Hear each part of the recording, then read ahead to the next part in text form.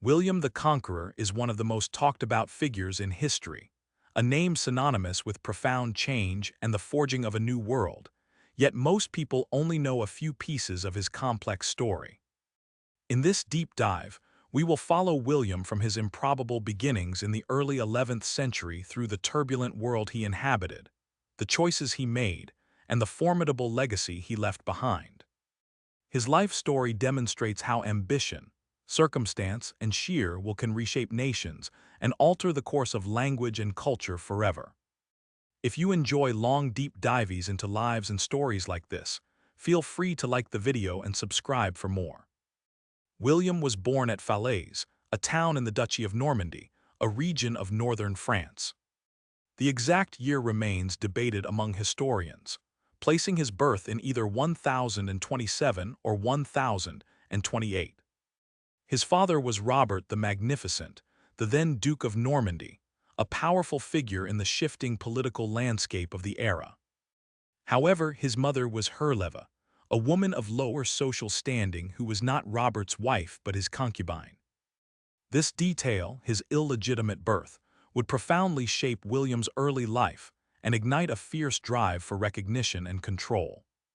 To be born a bastard in the 11th century meant facing constant challenges to legitimacy and authority, a stigma William would spend his entire life trying to overcome and even leverage.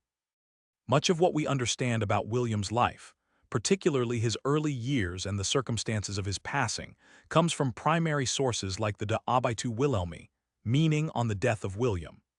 This document, written in the late 11th century, offers crucial insights into his final days and reflects contemporary views of his character and reign. However, like all historical accounts from this period, it is important to remember that such texts were often written with particular agendas, perhaps to praise the deceased, to lament their passing, or to solidify a specific narrative for future generations. Historians must carefully sift through these layers to construct an accurate picture, understanding that even eyewitness accounts are colored by personal perspective and the political currents of their time. Like many other noblemen of the High Middle Ages, William's family did not use a surname in the modern sense. Instead, individuals were often identified by their place of origin, their physical characteristics, or significant achievements. For William, this meant he would acquire several descriptive epithets throughout his life. He was known as William the Bastard in his youth, a cruel reminder of his birth circumstances. Later, after his momentous achievement, he would be universally remembered as William the Conqueror. These shifting appellations highlight how a person's identity and legacy in that age were not fixed at birth, but rather forged through action and circumstance, constantly reinterpreted by both friends and foes. Meanwhile, across the English Channel, the political landscape was equally volatile, setting the stage for future events that would directly impact William's destiny. Cnut, a Danish king, had managed to seize control of much of England from the Anglo-Saxon king Edmund Ironside. This power shift occurred through a combination of military force and political maneuvering, fundamentally altering the English monarchy. When King Edmund died in November 1016, Cnut consolidated his power, establishing a formidable Scandinavian empire that included England, Denmark, and Norway. This period of foreign rule demonstrated the fragility of the English crown and the vulnerability of the island kingdom to powerful external forces, a lesson William would undoubtedly observe and remember. The period of foreign rule demonstrated the fragility of the English crown and the vulnerability of the island kingdom to powerful external forces, a lesson William would undoubtedly observe and remember. While Cnut's vast North Sea empire would eventually fragment after his death, the precedent for a successful invasion and subsequent consolidation of power in England had been firmly established. It was against this backdrop of shifting power dynamics and the constant threat of conquest that William, later known as William the Conqueror, was born. William was born at Falaise, a stronghold in the Normandy region of northern France, in either 1027 or 1028. His birth was shrouded in controversy, as he was the illegitimate son of Robert I, Duke of Normandy, and Herleva, a woman of humble origins, possibly a tanner's daughter from Falaise. This made him William the Bastard to many of his contemporaries, a sobriquet that he would fight hard to shed and ultimately transform into the Conqueror. Like many other noblemen of the High Middle Ages, William's family did not use a fixed surname in the modern sense. He was known primarily by his given name and his ducal title William, Duke of Normandy, until his successful conquest of England cemented his lasting epithet. The circumstances of his birth and early life were tumultuous. His father, Duke Robert, unexpectedly embarked on a pilgrimage to Jerusalem in 1034, naming the 7-year-old William as his heir before he departed. Robert died on the journey back in 1035, leaving Normandy in the hands of a child duke, surrounded by ambitious and often treacherous barons. The years of William's minority were characterized by intense political instability, rebellion, and assassination attempts on his guardians and even William himself. Several of his closest protectors were murdered, and William was forced to mature quickly in a brutal environment where survival depended on cunning, strength, and the ability to forge strategic alliances. These formative experiences undoubtedly shaped his ruthless determination, his strategic military mind, and his unyielding ambition. William's early reign as Duke of Normandy was a continuous struggle for control. He faced numerous rebellions from his own vassals and incursions from neighboring lords, particularly King Henry I of France, who initially supported William but later became wary of his growing power. Through a combination of military prowess and calculated political maneuvering, William gradually asserted his authority over the Norman duchy. His decisive victory at the Battle of Val's Dunes in 1047, fought with the assistance of King Henry, marked a turning point, solidifying his control over western Normandy. Over the next decade, he systematically crushed opposition, built and garrisoned formidable castles, and cultivated a loyal network of followers, transforming Normandy into a powerful and centralized state. By the 1050s, William was no longer a vulnerable child duke but a formidable and respected ruler, known for his administrative acumen, his military leadership, and his unwavering resolve. He also secured his marriage to Matilda of Flanders, daughter of Count Baldwin V, in defiance of papal disapproval, which was later lifted.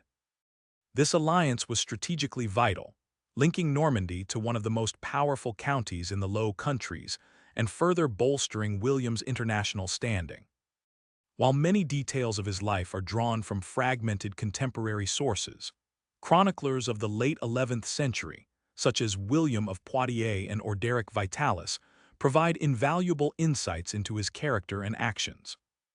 These accounts, some written surprisingly close to the events they describe, often depict him as a stern but just ruler, a skilled warrior, and a deeply religious man, though not without the ruthless pragmatism expected of a medieval lord. It was during this period of consolidation and expansion within Normandy that William's gaze began to turn towards England. The kingdom across the Channel, though seemingly stable under Edward the Confessor, was a realm with increasingly complex dynastic and political challenges. Edward, deeply pious and partially raised in Normandy during the Danish rule, had strong Norman sympathies and an entourage of Norman advisors and churchmen. Crucially, Edward was childless. This lack of a direct heir created a dangerous succession crisis, a vacuum that powerful figures both inside and outside England were eager to fill. William, with his established power base, his marital ties, and his keen understanding of English vulnerabilities gleaned from the C-Nut era, was positioned to become a central player in this unfolding drama. He would carefully observe the machinations of the English court, waiting for the opportune moment to press his own claim to the throne, a claim he would assert with overwhelming force. As Edward the Confessor eventually returned to his native England to reclaim the throne, he did not quickly forget the steadfast support and the honors he had received from the Dukes of Normandy during his long years of exile. It was Duke Robert I, William's own father, who had provided shelter and aid to the exiled English prince, offering a safe haven when Edward faced danger in his own land. This deep personal obligation, born of shared hardship and crucial assistance, forged a powerful link between the English royal line and the Norman ducal house, a connection that would prove immensely consequential for the future of both realms. The Norman court had been Edward's sanctuary, a place where he found protection and the means to eventually restore his claim. Although there is substantial controversy among historians over the exact details and the binding nature of these events, it is very possible, and indeed widely attested in contemporary sources, that in the year 1051, during a period of political uncertainty and crisis in England, Edward made a solemn promise. This promise, according to many accounts, concerned the succession to the English throne. With no direct heir of his own and remembering his debt to the Norman ducal family, Edward is said to have designated William, Duke of Normandy, as his successor. This purported pledge would form the very foundation of William's later claim to England, turning a personal obligation into a matter of state and a potential source of great conflict. Many of our most important sources for William's life attest to this promise, despite the modern scholarly debate over its exact truth. For instance, the Gesta Guilhelmi Ducis Normanorum et Regis Anglorum, or Deeds of William, Duke of the Normans and King of the English, written by William of Poitiers, provides a detailed narrative. William of Poitiers was a chaplain and close associate of Duke William, and his account, while naturally presenting William in the most favorable light, offers a crucial contemporary perspective designed to legitimize William's ambition. Other chroniclers, writing in the years immediately following the events, also recount similar versions of this understanding between Edward and William, solidifying it as a central pillar of the Norman argument for invasion.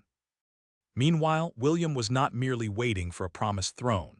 He was actively imposing his power throughout northern France, demonstrating his formidable skill as a military leader and shrewd politician.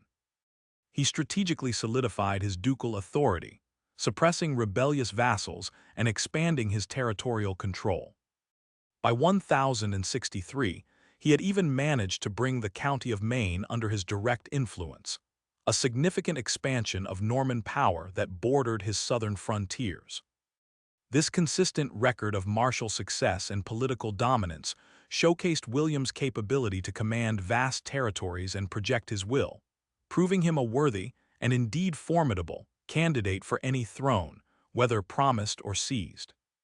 This consistent record of martial success and political dominance showcased William's capability to command vast territories and project his will, proving him a worthy, and indeed formidable, candidate for any throne, whether promised or seized.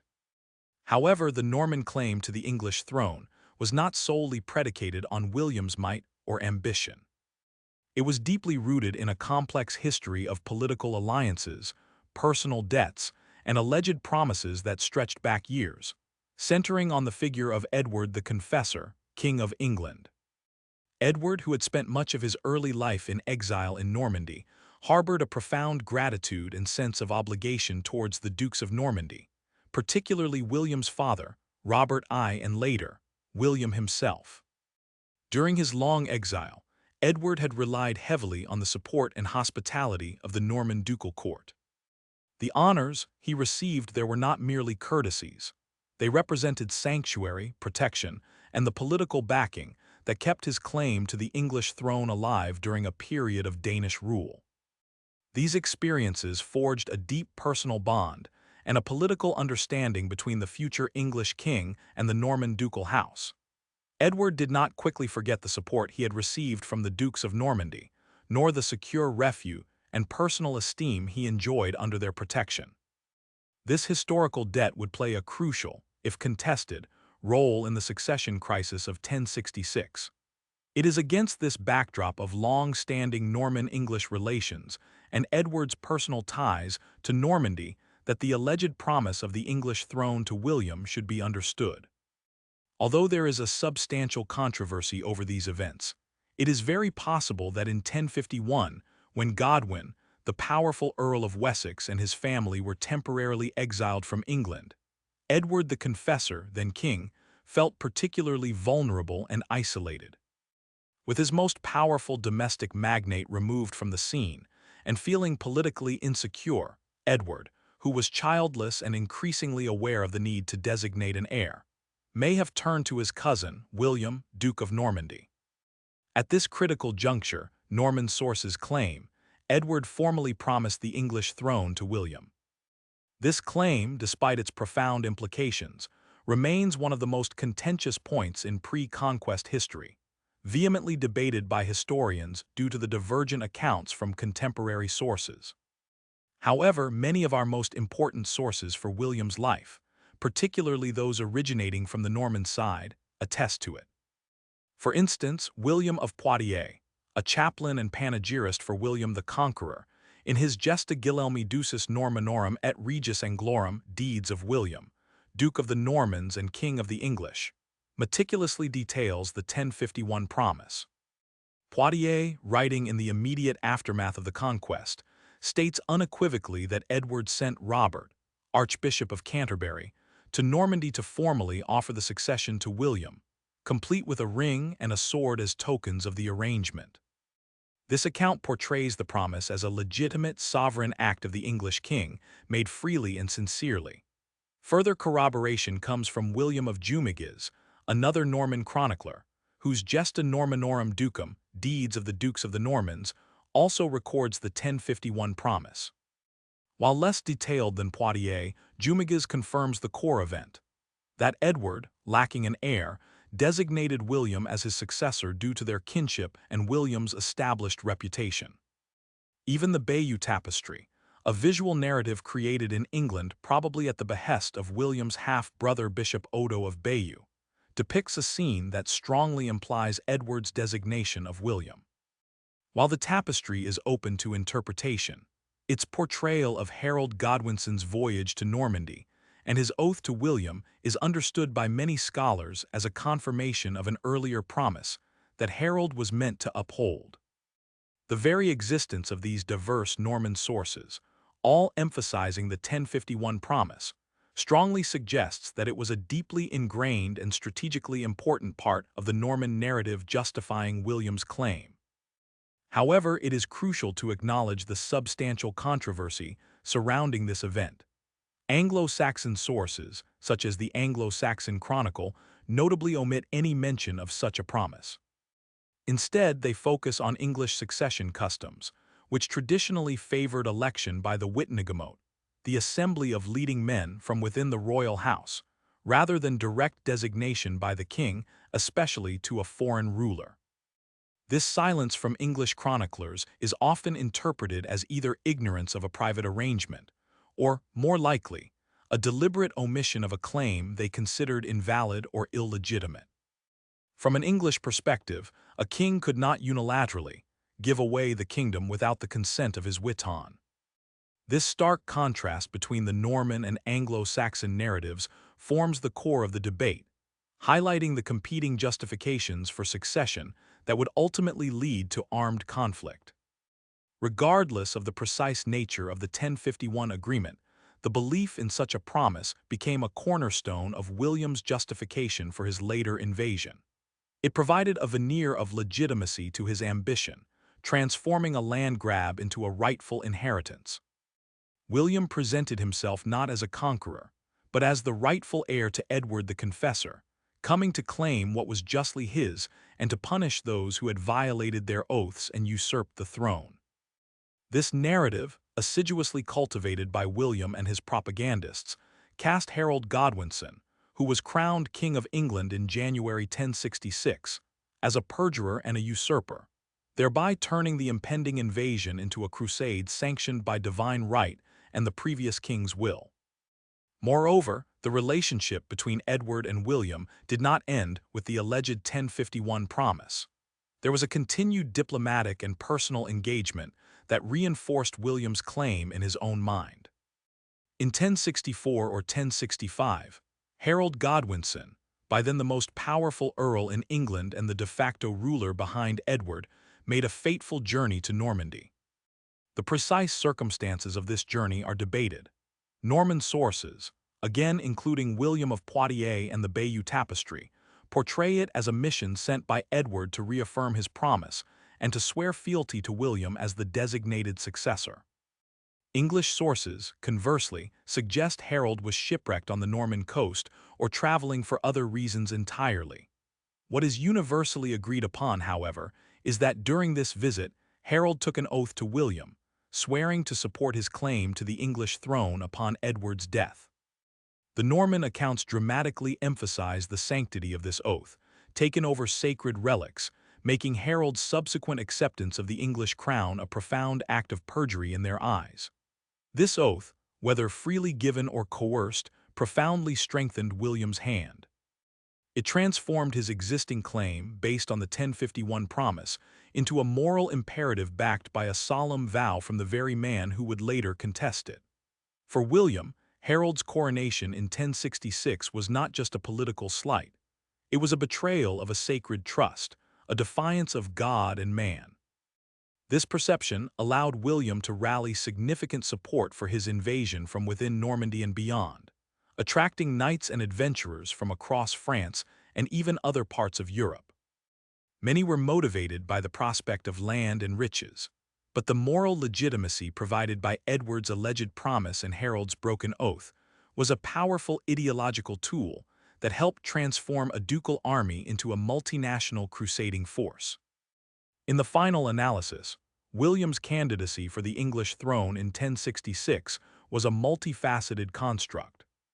It rested not only on his proven military prowess and administrative capabilities, which had forged a powerful and unified Duchy of Normandy, but also on a meticulously crafted legal and moral claim. This claim was rooted in Edward, the confessor's long-standing gratitude and personal connection to the Norman ducal house, culminating in the alleged promise of 1051. While the historical veracity of this promise remains a subject of academic contention, its significance lies in its profound impact on William's self-perception and his carefully orchestrated justification for the invasion.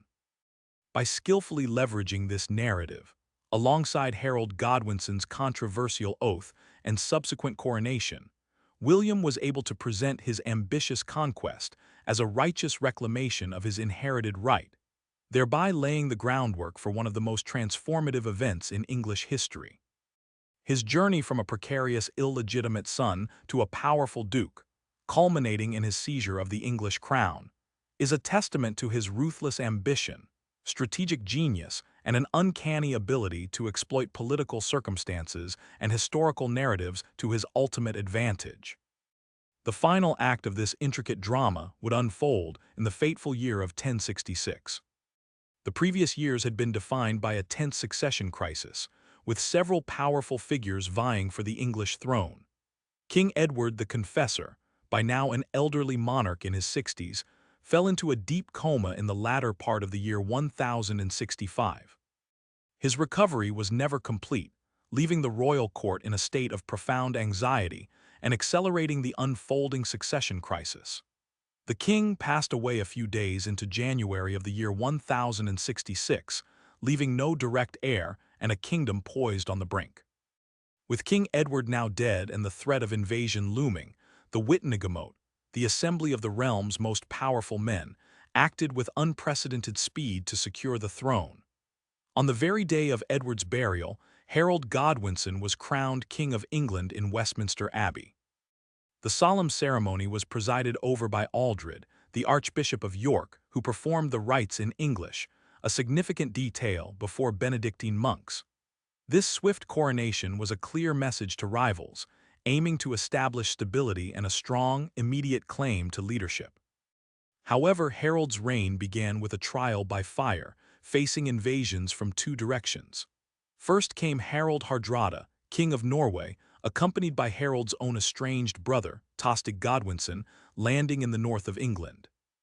King Harold Godwinson marched his forces north with incredible speed, meeting the invaders at the Battle of Stamford Bridge in late September of 1066. The result was a stunning victory for the English. Both Hardrada and Tostig were killed in the fighting, and the Norwegian invasion was utterly crushed, seemingly securing Harold's northern flank. No sooner had Harold celebrated this victory than news arrived from the south. William, Duke of Normandy, had landed his invasion force at Pevensey Bay. Harold again marched his exhausted army back south to confront this new threat. The two armies met at the Battle of Hastings on October the 14th, 1066, where King Harold Godwinson was tragically defeated and killed.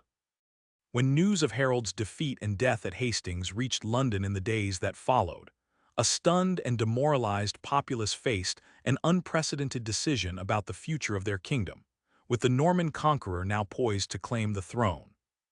When news of Harold's defeat and death at Hastings reached London in the days that followed, a stunned and demoralized populace faced an unprecedented decision about the future of their kingdom, with the Norman conqueror now poised to claim the throne.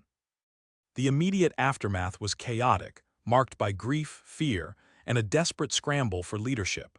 London's Wittenagemot, the council of leading Anglo-Saxon nobles and churchmen, convened amidst an atmosphere of palpable tension. There was a strong, immediate impulse to resist William and nominate a new king from the existing English royal line. Many eyes turned to Edgar Atheling, the young great-nephew of Edward the Confessor and the last surviving male member of the Cerdic dynasty, with a clear claim to the throne through direct lineage.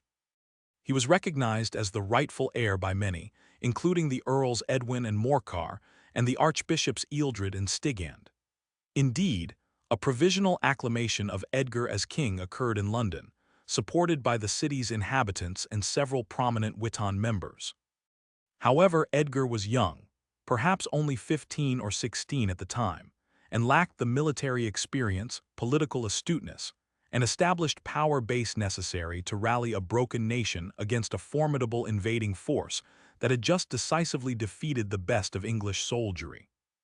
The earls, whose support was crucial, showed a marked reluctance to march south with their forces to defend London, perhaps already assessing the futility of such a stand or prioritizing the defense of their own northern territories. The days following Hastings were a critical period of indecision and fragmented authority.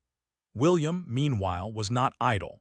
After securing Hastings, he systematically moved through Kent, solidifying his position and dealing ruthlessly with any resistance. He bypassed London initially, instead marching westward, devastating the surrounding countryside to cut off the capital's supplies and further demoralize its inhabitants. Faced with the grim reality of William's relentless advance and the overwhelming strength of his army, coupled with the internal divisions and lack of a truly effective leader amongst the English, the spirit of resistance in London began to crumble. The eventual decision was one of submission.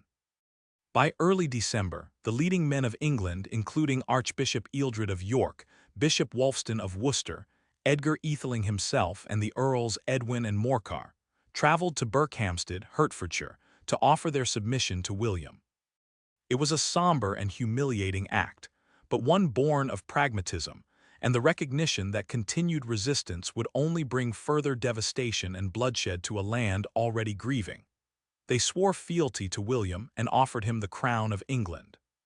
To truly understand the swiftness and totality of this conquest, and the tragic circumstances that led to Harold Godwinson's final stand at Hastings, one must first revisit the events of the preceding year. The political landscape of England had been dominated for decades by the aging and increasingly pious King Edward the Confessor. By now in his 60s, Edward had reigned for over 20 years, a period largely marked by peace and the growing influence of Norman courtiers and clergy, a fact that would have profound implications for his succession. Late in 1065, the king's health, which had been steadily declining, took a critical turn for the worse. He fell into a coma around Christmas, never fully recovering consciousness.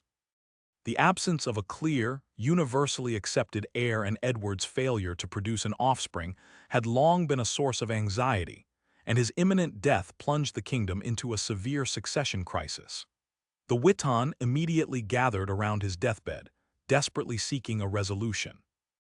With his dying breaths, as recorded by chroniclers, Edward allegedly designated Harold Godwinson, the most powerful earl in England and brother-in-law to the king, as his successor. Whether this was a genuine deathbed wish, a pragmatic choice by the Witan, or a carefully orchestrated maneuver by Harold and his powerful family, it provided the vital legitimacy needed for the powerful Earl to claim the throne. Edward the Confessor finally passed away on the 5th of January, 1066, and was buried in his newly consecrated Westminster Abbey the very next day. The urgency of the succession was paramount. With William of Normandy waiting in the wings, any delay could invite invasion. Thus, on the same day as Edward's funeral, Saturday, January the 6th, 1066, Harold Godwinson was crowned King of England. The ceremony was presided over by Ealdred, the Archbishop of York, who performed it in English before the gathered nobles and clergy, emphasizing a native legitimacy that William would later dispute. Archbishop Stigand of Canterbury, a figure whose canonical legitimacy was questioned by Rome, was conspicuously absent from this pivotal role, likely to avoid any controversy that might weaken Harold's position.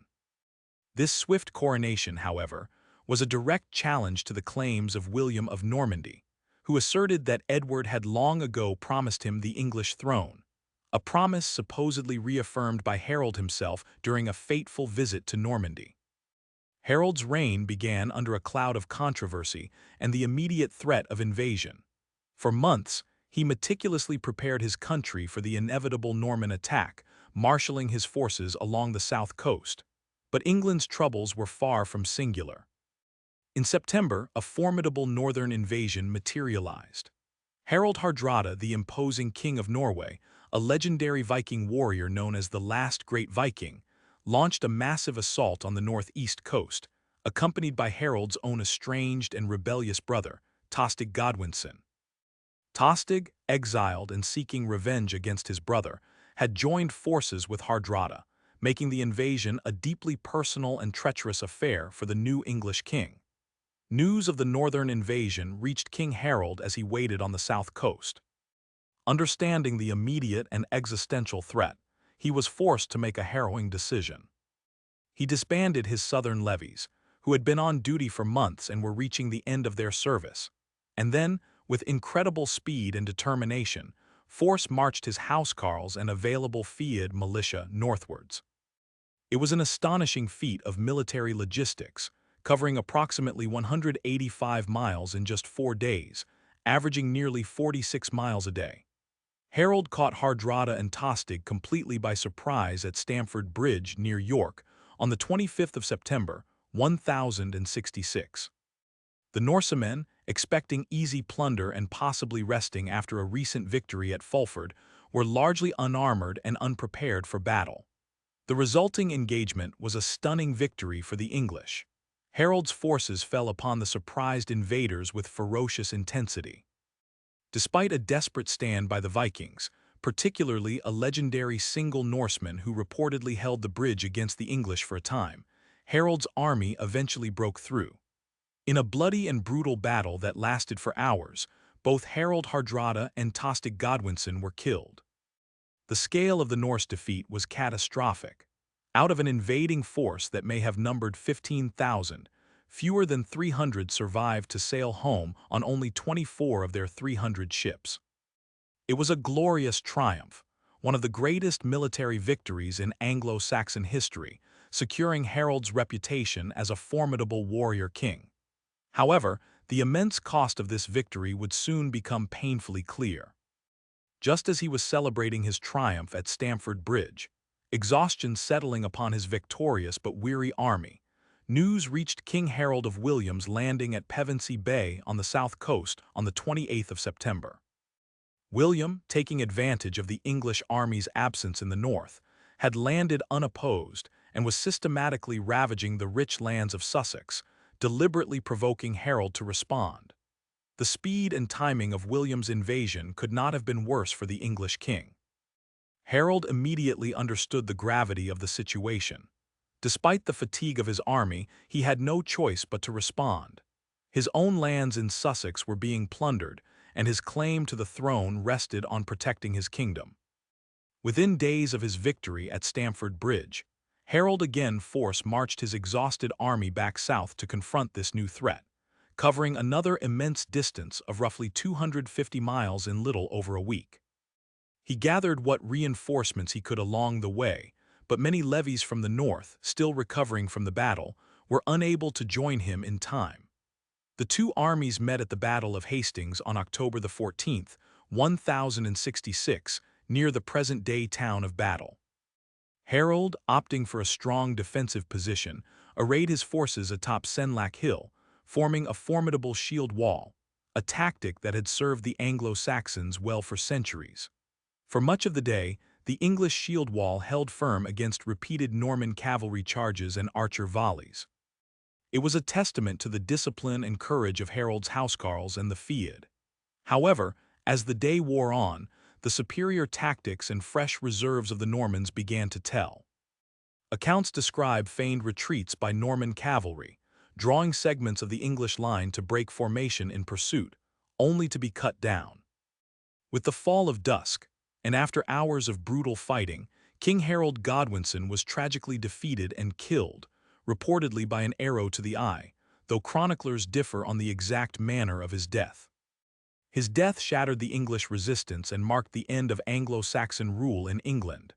William the Conqueror's coronation was swiftly arranged, though not without further challenge. Despite the submission at Berkhamsted, London was still apprehensive.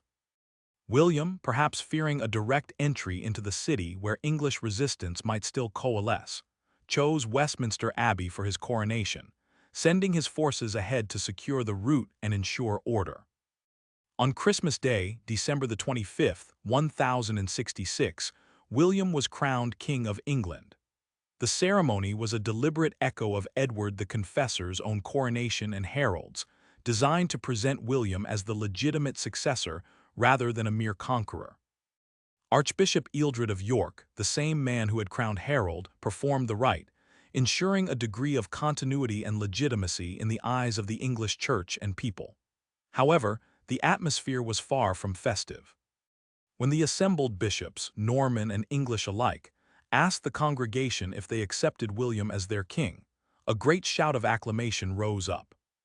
Fearing an uprising, William's Norman guards outside the abbey reacted by setting fire to nearby houses and attacking the fleeing populace, creating chaos and starkly underlining the volatile reality of the new regime even as the crown was placed on William's head. The ceremony itself was conducted in two languages. Ealdred first asked the English congregation in their native tongue if they consented to William's rule, and then Geoffrey de Montbray, Bishop of Coutances, put the same question to the Normans in French. William swore the traditional English coronation oath, promising to protect the church, administer justice, and govern his new kingdom justly and according to its laws. Yet the fires outside and the fear within the abbey underscored the brutal reality that a foreign king, speaking a foreign tongue, had seized the throne by force of arms. This coronation was not the end of the conquest, but merely the beginning of the Norman settlement of England. William faced years of rebellion and resistance, particularly in the north, and the process of consolidating his rule would prove long and arduous. His reign ushered in a period of profound transformation, forever altering the social, political, and cultural fabric of England. The Anglo-Saxon aristocracy was systematically dispossessed, their lands seized and distributed among William's Norman followers. Castles, a Norman innovation, sprang up across the land, serving as symbols of power and control. The English language, already undergoing changes due to Viking influences, now faced the dominance of Norman French in government, law, and high culture, leading to the eventual fusion that would form Middle English. The church, too, was brought more closely into line with continental practices, with Norman bishops replacing many English prelates.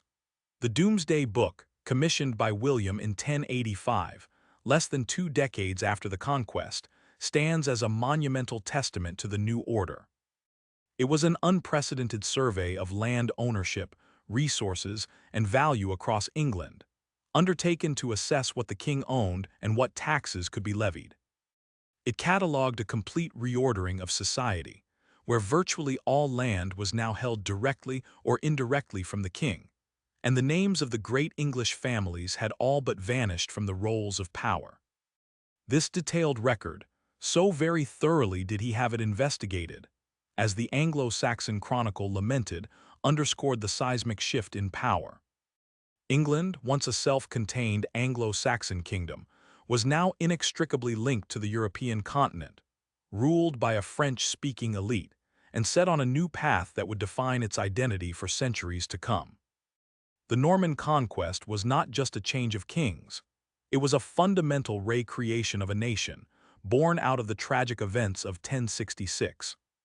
The changing order saw thousands of Anglo-Saxons and Danes displaced, often violently, from their lands and positions of influence. Many who had held power and wealth for generations found themselves suddenly dispossessed, replaced by William's Norman, Breton, and Flemish followers. This was not merely a shift in who sat on the throne, but a fundamental reordering of society, where ancestral ties to the land and established social hierarchies were brutally severed, leaving a legacy of resentment and hardship for the vanquished.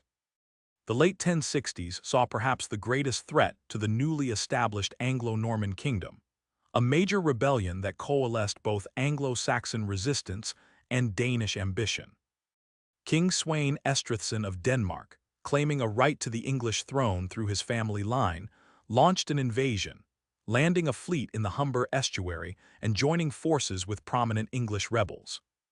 This formidable alliance aimed to dislodge William from his newly won kingdom, challenging the very legitimacy and stability of Norman rule in England. Thus, we might consider that far from being a short military conquest in 1066. The Norman conquest was a brutal and destructive process of subjugation that unfolded over many years. William responded to these widespread rebellions with extreme prejudice, most notably through what became known as the harrying of the North. This involved systematic destruction of crops, livestock, and entire villages across vast swathes of northern England, creating widespread famine and displacement. This strategy demonstrates the stark reality that establishing ultimate power often requires not just victory in battle, but the deliberate breaking of a people's will, ensuring no future resistance could ever be mounted. It illustrates how an emerging state can use terror as a tool to cement its authority, sacrificing entire populations for the sake of control. Finally, a powerful symbol of William's victory and the new order was enshrined at Westminster Abbey. The altar of the church within the abbey was apparently placed at the exact location where Harold Godwinson had taken his fateful oath to William, an oath that William claimed Harold had broken by accepting the crown of England. This deliberate placement transformed a sacred space into a permanent reminder of Harold's perceived perfidy and William's divine right to rule, reinforcing the narrative of legitimate conquest built upon a moral transgression. This deliberate placement transformed a sacred space into a permanent reminder of Harold's perceived perfidy and William's divine right to rule, reinforcing the narrative of legitimate conquest built upon a moral transgression.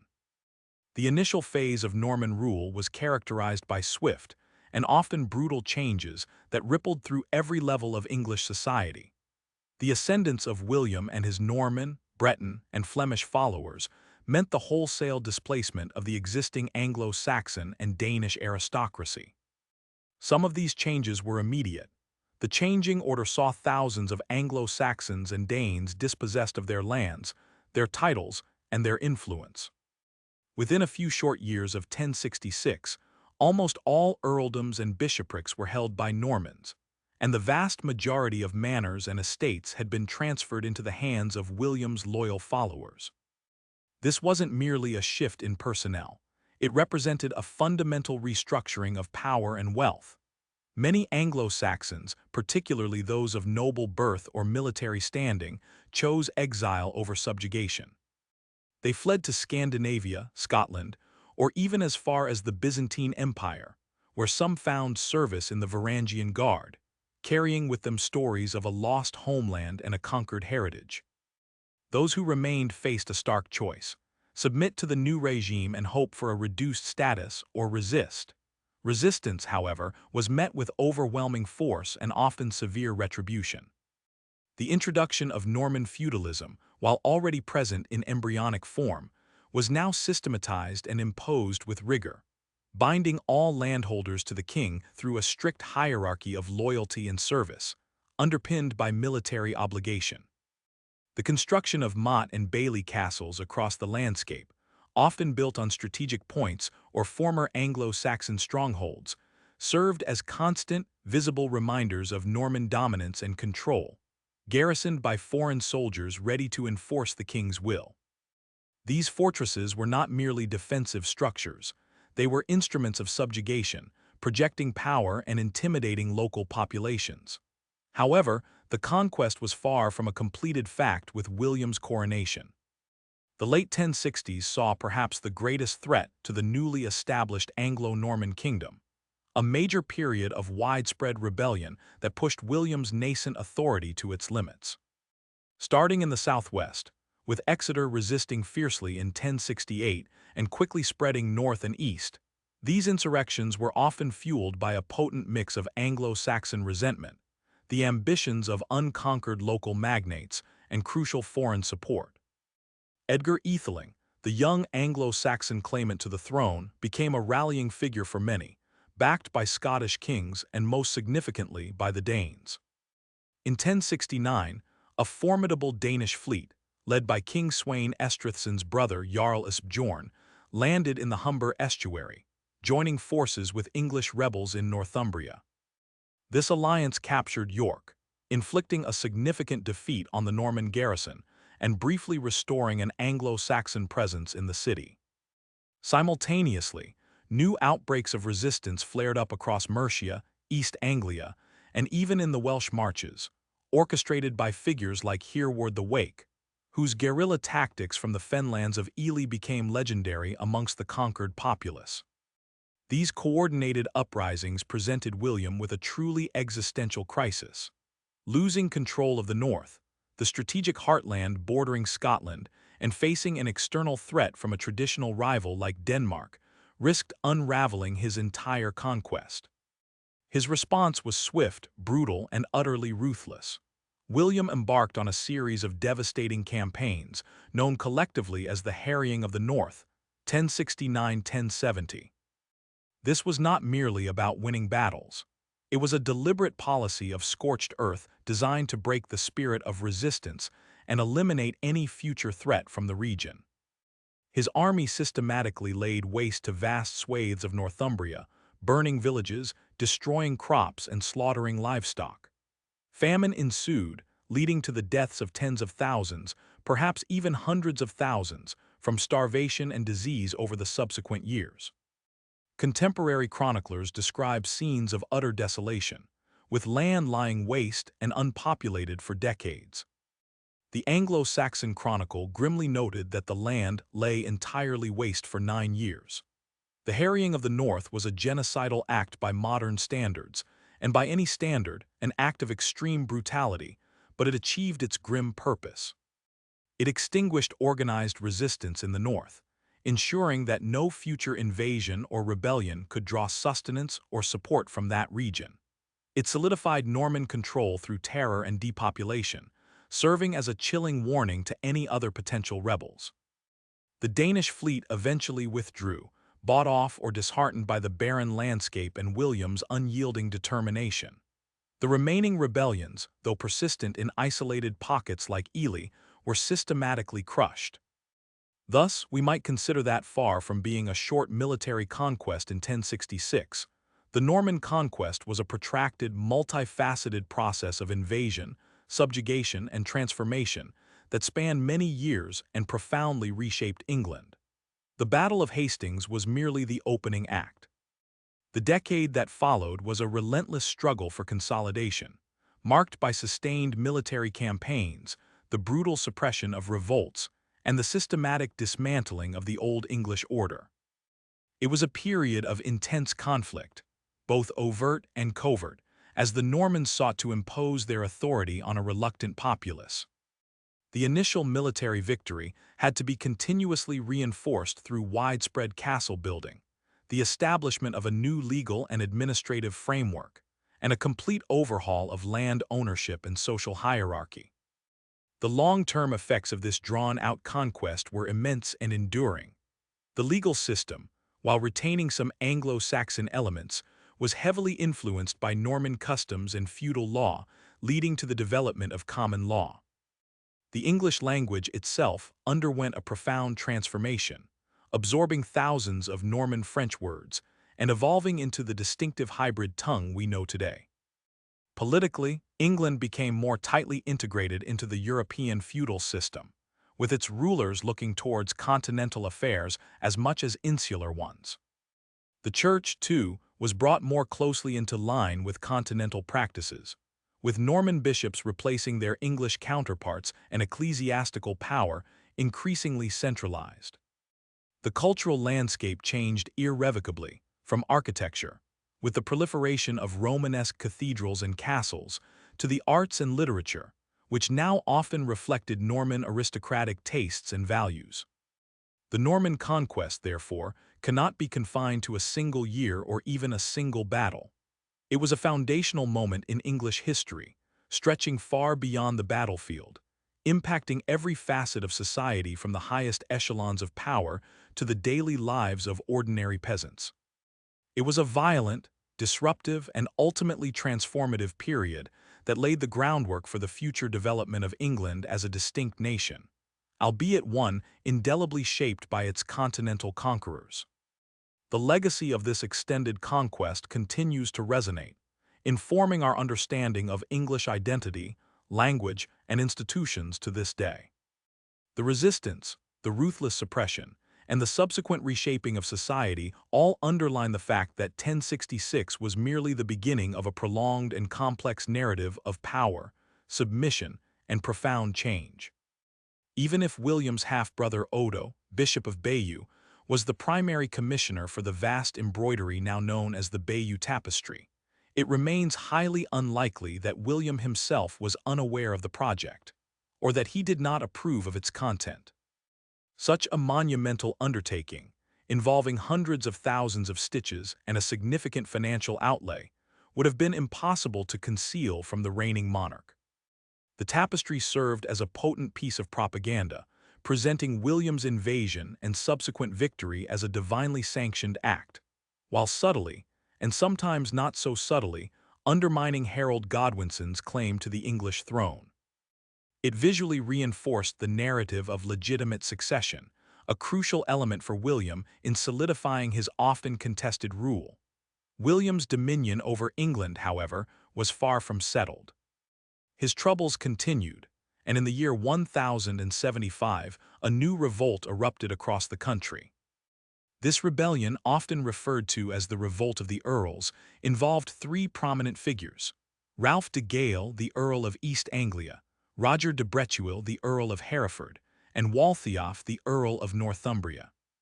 The immediate catalyst was the marriage of Ralph to Roger's sister, a union William had expressly forbidden, symbolizing a direct challenge to his authority over his most powerful vassals. The real driving force behind this act of disobedience, however, was not simply the defiance of the marriage ban. It extended beyond the immediate figures of Emma, Roger's sister, and Ralph de Gale, who, though central, acted on deeper grievances. Roger de Brechuil, in particular, chafed under William's increasingly centralized control. His father, William Fitz-Osbern, had been one of William the Conqueror's most trusted and powerful lieutenants, and had ruled a vast swathe of territory almost as an independent prince.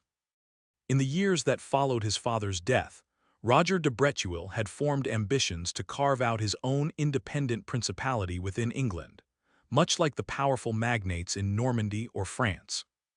William, by contrast, was steadily working to consolidate power in the crown, resisting any moves towards such feudal autonomy. This fundamental clash of interests, the desire for independent power against the drive for central royal authority, truly fueled the Earl's conspiracy, revealing a persistent tension that would define English royal governance for centuries. The rebellion, though quickly suppressed, demonstrated that William's constant vigilance was the price of his conquest. Even as the dust settled on the Earl's revolt, William's gaze remained sharp, ever watchful for the next challenge to his reign. His vigilance, honed by years of conquest and governance, extended to all aspects of his domain, including the grand artistic projects of his court. While his half-brother Odo, Bishop of Bayeux, may have commissioned the magnificent Bayeux tapestry, it is highly unlikely that William was not fully aware of the project, or that he did not exert a significant degree of influence over its narrative and execution. Such a monumental undertaking, laden with political and historical significance, would not have escaped the notice of a king so meticulously attentive to the portrayal of his authority and the legitimacy of his conquest. Indeed, it served as a powerful propaganda tool, enshrining his triumph for posterity and solidifying his image as a divinely ordained conqueror. Despite the swift suppression of the 1075 revolt, this was not the end of William's troubles in England. The embers of discontent, though dampened, still smoldered beneath the surface of his new kingdom. The perceived instability of the early years of Norman rule, coupled with the clash of cultures and feudal ambitions, continued to test William's grip on power. The very structure of Norman feudalism, while granting lands and power to loyal followers, simultaneously sowed the seeds of potential rebellion, as powerful magnates inevitably sought to expand their own influence and autonomy. The events of 1075, particularly the revolt led by Earls Ralph de Gale and Roger de Bretuel, had laid bare the persistent tension between centralized royal authority and the centrifugal pull of aristocratic independence. However, the real driving force behind this act of disobedience to the crown was more complex than a simple desire for rebellious freedom. While Ralph and Roger certainly harbored ambitions for greater power and resented William's firm control, a more insidious and personal ambition motivated another key figure, Waltheof, the Anglo-Saxon Earl of Northumbria, Huntingdon, and Northampton. Waltheof, a man of immense stature and formidable strength, was the last surviving Anglo-Saxon earl with significant landholdings and influence. He had initially submitted to William, even serving as a loyal companion and being permitted to retain his earldoms. William had sought to integrate Waltheof into the new Norman order, even arranging his marriage to his niece, Judith of Lens. Yet in the years that followed, despite his initial submission and apparent integration, Waltheof had formed ambitions to carve out his own independent principality in the north. His lands in Northumbria, historically a region with a strong sense of autonomy and a turbulent relationship with southern English rule, provided fertile ground for such aspirations. He envisioned a semi-autonomous dominion, perhaps even a kingdom, free from the direct oversight of the Norman crown. This ambition, fueled by a sense of Anglo-Saxon heritage and a desire to retain a vestige of independent English power within the Norman realm, made him susceptible to the overtures of Ralph and Roger. Waltheof's participation was critical to the conspiracy, as he lent it a veneer of native legitimacy and commanded the loyalty of many in his northern earldoms. His involvement transformed the revolt from a purely Norman baronial squabble into something more threatening, a rebellion that could potentially rally disaffected Anglo-Saxons under a charismatic native leader. However, Waltheof was a man torn. His loyalty to William, to whom he had sworn fealty and who had treated him with relative favor, clashed with his nationalistic impulses and his personal ambitions. This internal conflict ultimately led him to confess his knowledge of the plot to Archbishop Lanfranc, William's trusted advisor, and later to William himself, while the king was still in Normandy. His confession, intended perhaps to save his own skin or to assuage his guilt, exposed the full extent of the conspiracy and allowed William to prepare his defenses. Upon learning of the plot, William reacted with his characteristic swiftness and ruthlessness. While he initially showed some leniency towards Waltheof, allowing him to return to England, the full weight of royal justice eventually fell upon the conspirators. Ralph de Gale, who had instigated the rebellion with Roger de Bretuel, found himself cornered. The revolt itself was poorly coordinated and lacked widespread support, particularly among the Anglo-Saxon population, who had grown weary of constant warfare and may have seen little advantage in exchanging one foreign overlord for another, even if led by an Anglo-Saxon earl. The English bishops and loyal Norman magnates, notably Archbishop Lanfranc and Bishop Wulfstan of Worcester, quickly mobilized forces to contain the rebellion. Lanfranc, demonstrating his formidable administrative and political skills, wrote letters urging loyal forces to take action and rallied men to prevent the rebel earls from linking up their forces. Roger de Bretuel, based in Herefordshire, was prevented from joining Ralph in East Anglia by forces led by Bishop Wulfstan and Urs de Bedot, the sheriff of Worcestershire, who blocked the River Severn crossings. Meanwhile, in the east, Ralph de Gale was besieged in Norwich Castle by forces under the command of Odo of Bayeux and Geoffrey de Montbray, Bishop of Coutances. Ralph, realizing his position was untenable and that reinforcements from Denmark were delayed or insufficient, eventually slipped away, abandoning his wife, Emma, to defend Norwich. Emma, showing remarkable courage, held out for several months before negotiating a surrender, securing safe passage for herself and her remaining garrison out of England. She too, eventually, made her way to Brittany, joining her husband in exile. The aftermath of the revolt was a stark demonstration of William's unyielding authority. Roger de Bretuel was captured and tried. As a Norman noble, his punishment was severe but spared the ultimate penalty. He was condemned to perpetual imprisonment and had his lands confiscated. Crucially, William ordered that Roger be blinded and mutilated, a brutal but effective deterrent that served as a chilling reminder of the consequences of treason. Such punishments, though horrific, were not uncommon in the medieval period, and were designed to render a noble incapable of ever again leading men in battle or posing a threat to the crown. It sent an unequivocal message to any other ambitious barons contemplating rebellion. However, it was Waltheof's fate that most vividly illuminated the complex and often brutal nature of William's justice. Despite his confession and the initial appearance of clemency, Waltheof was arrested, imprisoned, and ultimately tried for treason.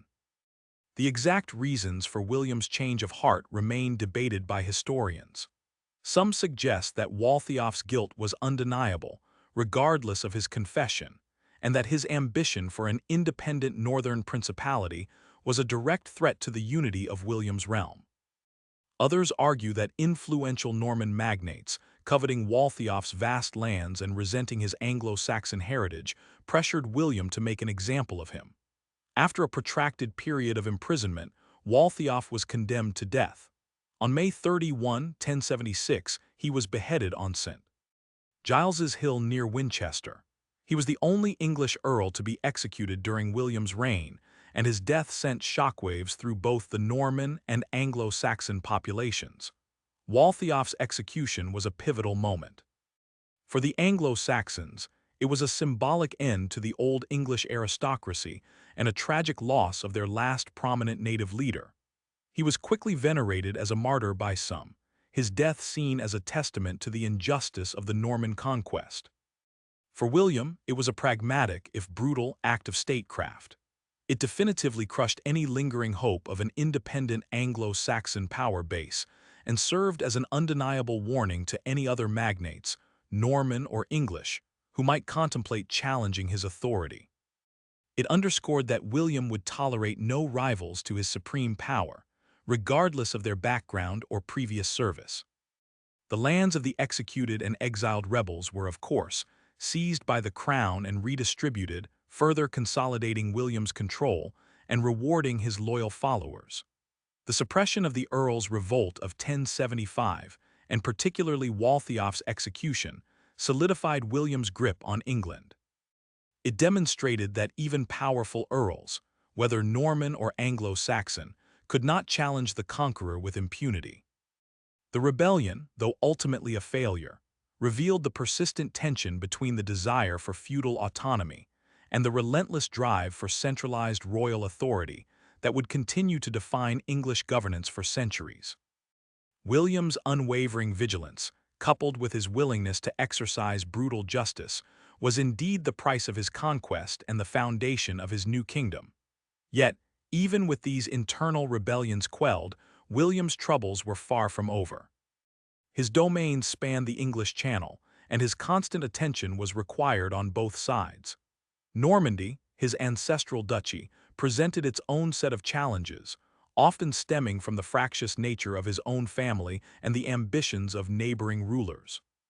His eldest son, Robert Curthose, was a persistent source of frustration and conflict. Robert, impatient to inherit his father's vast territories and feeling increasingly marginalized, began to chafe under William's strict control. The Norman tradition of primogeniture, where the eldest son typically inherited, was a strong expectation, but William, ever the strategist, was reluctant to relinquish any power prematurely. The tension between father and son escalated throughout the late 1070s. Robert, often encouraged by disaffected Norman barons who saw an opportunity to sow discord, demanded full control of Normandy, a request William repeatedly refused. This paternal refusal ignited a bitter and public feud. In 1077, matters came to a head when Robert, along with his younger brothers William Rufus and Henry, were staying in the castle of Aigle. A playful but boisterous game among the brothers led to Robert feeling humiliated when Rufus and Henry, from an upper floor, poured water over him and his companions. This trivial incident, perhaps the final straw for an already resentful Robert, sparked a furious argument and a violent brawl. William had to intervene to prevent further bloodshed. Feeling disrespected and his authority undermined, Robert fled the court, embarking on a path of open rebellion. He sought refuge and support from William's enemies, particularly King Philip I of France, who was always eager to destabilize the powerful Norman duke. Philip, understanding the strategic advantage of supporting a rebellious heir, provided Robert with the castle of Gerberoy on the border of Normandy, from which Robert could launch raids and harass his father's lands. This direct challenge from his own son was a deeply personal and politically dangerous crisis for William. It fractured his family and threatened the stability of his continental possessions. The King of France's support for Robert was a classic maneuver to weaken a powerful vassal, demonstrating the intricate web of alliances and rivalries that characterized medieval European politics. The conflict between William and Robert dragged on for several years. Robert with his French allies proved to be a formidable opponent, often inflicting damage on the Norman frontier. In 1079, William was forced to besiege Gerberoy, the very castle Philip I had given to Robert. During the siege, a dramatic and nearly catastrophic event occurred. In a skirmish outside the castle walls, William, riding into the thick of battle, was unhorsed and wounded by Robert himself. The king's life was saved only by the intervention of one of his loyal knights, who recognized the king's predicament and intervened, though at the cost of his own life. The shock of being wounded by his own son, and the potential humiliation of being captured or killed by him, deeply affected William.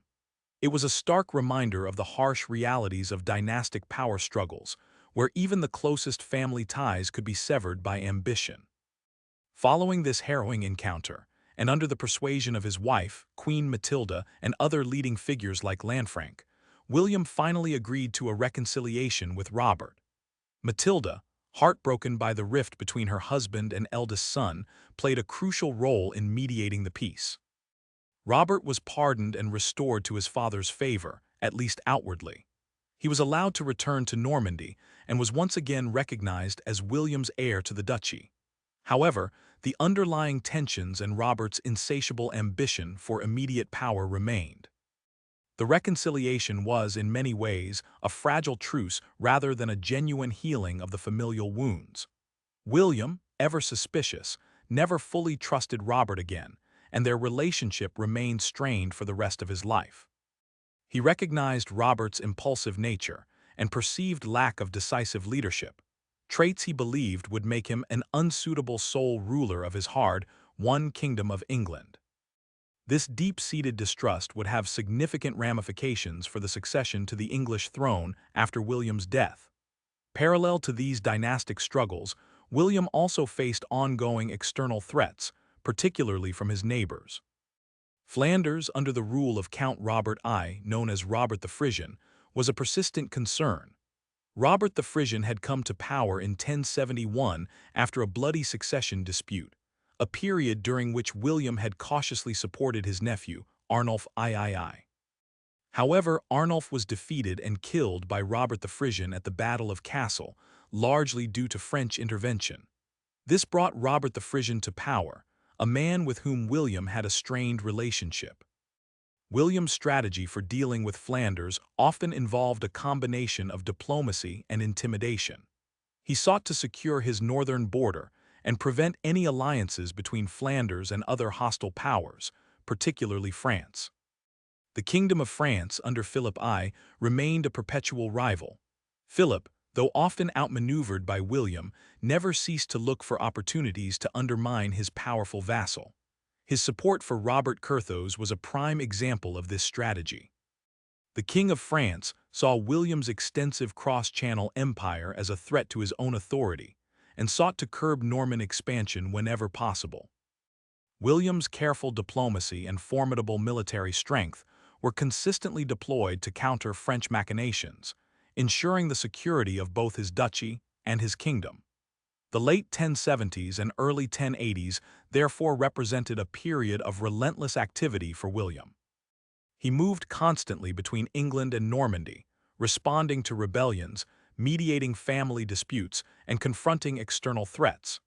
His physical presence was essential to maintain control over his vast and often unruly domains. His court was peripatetic, his presence often dictating the location of key administrative and judicial functions. He presided over councils, heard petitions, and personally led military campaigns, demonstrating an extraordinary energy and commitment to governance. This dual responsibility, governing two distinct entities across a stretch of water, was a constant drain on his resources and his health, yet he managed it with an unparalleled effectiveness. It was during this turbulent period that William, ever the meticulous administrator, conceived and ordered the compilation of Domesday Book.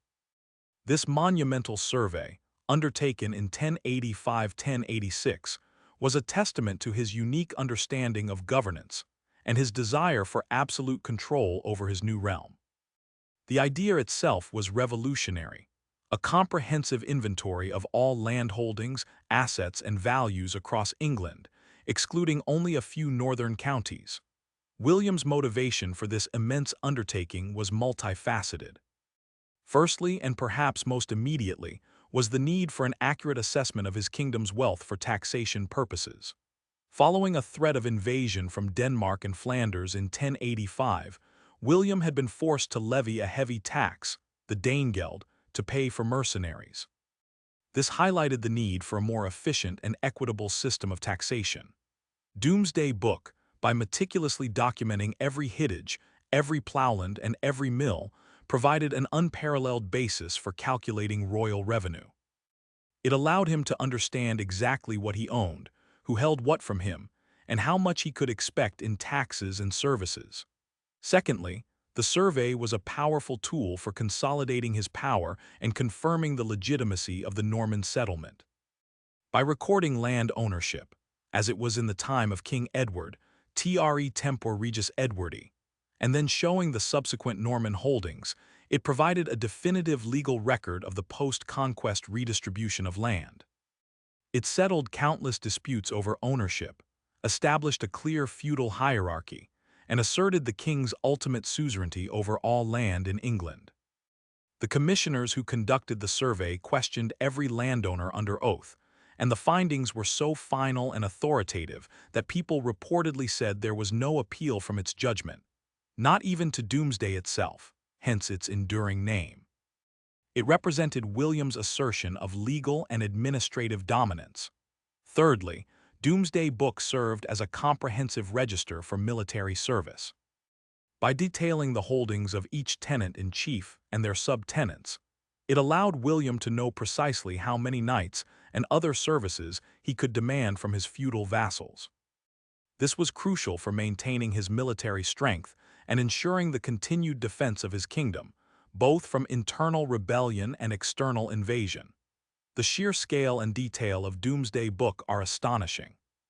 Teams of royal commissioners were dispatched to every shire, holding public inquiries in each hundred. They gathered information from local juries of Anglo-Saxons and Normans, recording details of land, livestock, mills, meadows, woods, and inhabitants, categorizing them by freemen, villeins, bordars, cottars, and serfs. The meticulous nature of the survey extended even to seemingly insignificant details, reflecting William's absolute desire for comprehensive knowledge of his realm. The results were compiled into 2 volumes, Little Domesday for Essex, Norfolk, and Suffolk, and Great Domesday for the rest of England. The process was completed with astonishing speed, taking little over a year, a testament to the organizational genius of William's administration. Domesday Book stands as a unique achievement in medieval Europe, unparalleled in its scope and detail for centuries. It provides an invaluable snapshot of 11th century England, offering insights into its economy, society, and demography. More importantly, it solidified William's authority and provided him with an unprecedented level of control over his kingdom. It was the ultimate expression of his administrative genius, a monumental undertaking that profoundly shaped the future of English governance and remains a cornerstone of historical understanding of the period. William's final years were characterized by continued campaigning, particularly against France. In 1087, a border dispute with King Philip I of France escalated into open warfare. William, enraged by Philip's mockery of his increasing corpulence and a series of French raids into Norman territory, launched a devastating punitive expedition. He led his forces into the French Vexin, a disputed border region, and systematically ravaged the countryside. The town of Mantes was put to the torch, and during the attack, William, inspecting the burning town, suffered a fatal injury. His horse, reportedly stepping on a burning ember or being startled by the flames, reared violently, throwing William against the pommel of his saddle.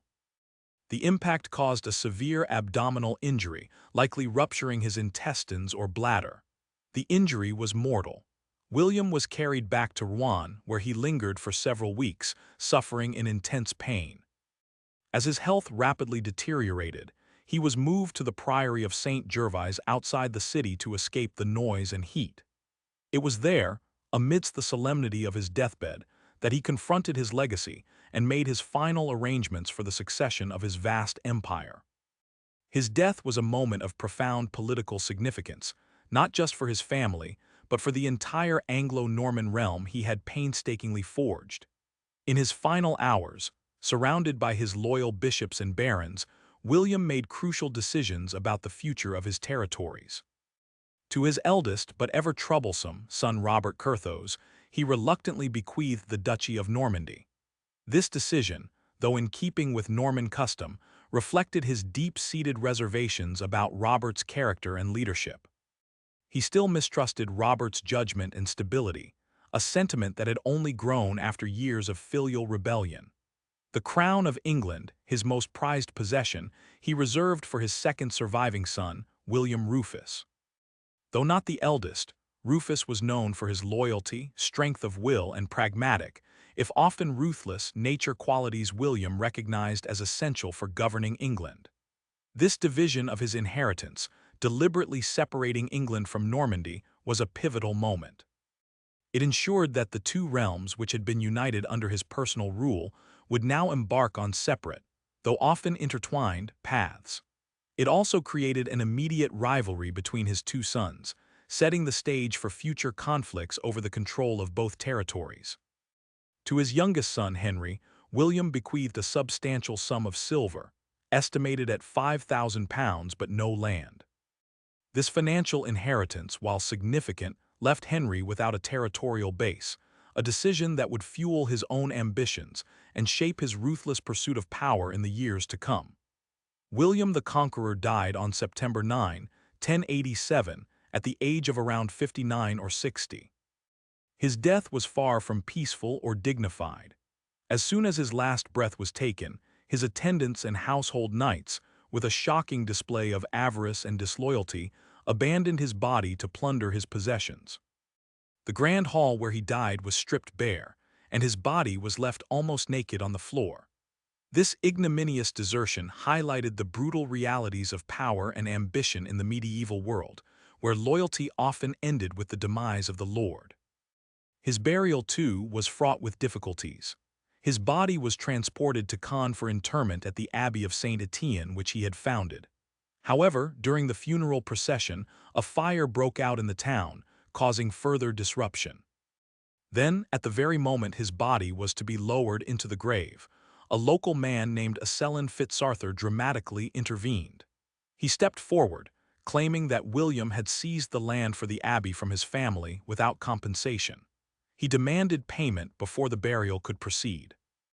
The bishops present were forced to quickly negotiate and pay a sum of 60 shillings to settle the claim, allowing the funeral to finally conclude.